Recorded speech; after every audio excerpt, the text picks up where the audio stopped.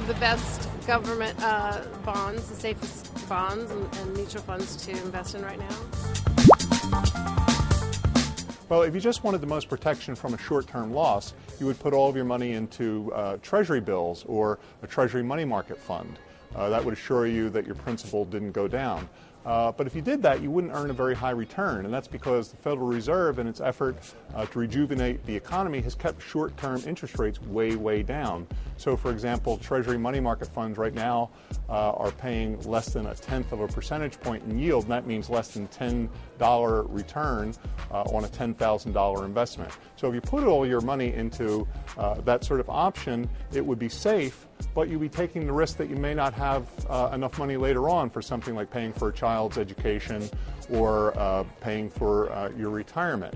So what you really want to do when you're looking at safety of investments is to try to match the investment with the kind of security that you need depending on what you need that money for and how long it will be before you tap into that money.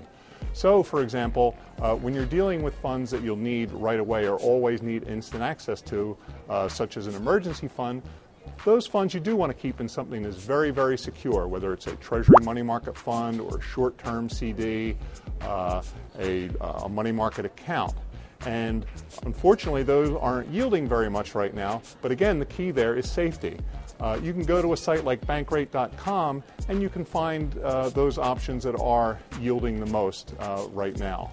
Now, for other types of money, the money that you're going to need for retirement, paying a child's education, something like that, what you want to do is you want to come up with a mix of stocks and bonds that will give you enough return for money that you're going to not tap into for a while, but also give you some short-term protection so that you're not always worried about the market.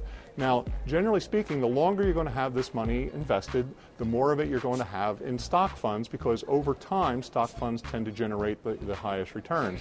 So, for example, if you're investing for a goal that's 10 or more years away, you might want to have 70% of it in stock funds and 30% in bond funds. But if you're investing money that you're going to need in 3 to 5 years, maybe money for a house down payment, college tuition payments, that sort of thing, then you probably want to put a lot less in stocks, maybe only 30% or so, and 70% in bonds.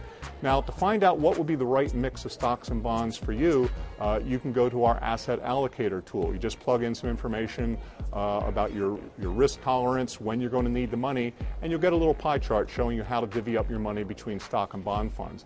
And for some advice on specific stock or bond funds that you might buy, you can check out our Money 70 list of recommended funds.